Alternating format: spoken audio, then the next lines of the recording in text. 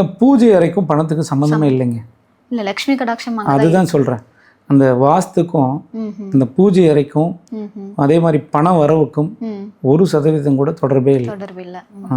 ஏன்னா இப்போ சின்ன சின்ன கோயில்கள்லாம் நம்ம உலகம் பூரா இந்தியா ஃபுல்லாமே இருக்குது. எல்லா கோயிலும் தினசரி அனுதினமும் பூஜை செய்கிற பூஜாரி போகிறாரு. அவரே இன்னைக்கு என்ன வருமானம் வரும்னு எதிர்பார்த்துட்டே போகிறாரு. அப்புறம் ஏன் அவருக்கு பணம் வரல? அப்போ அவர் பூஜை செய்கிறது தப்பா இல்லை அங்கே தெய்வம் வேலை செய்யலையா? கிடையாது.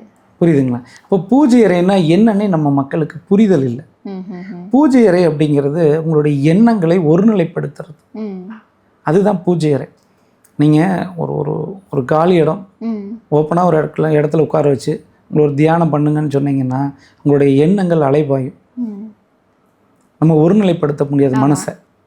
அதே ஒரு சின்னதாக ஒரு பூஜை அறைன்னு வச்சு சாமி படங்களை வச்சு விளக்கேற்றி நம்ம ஒரு வேண்டுதல் வைக்கிறப்ப நம்முடைய எண்ண அலைகள் எல்லாமே ஒரே ஒரு புள்ளியில் குவிப்போம்.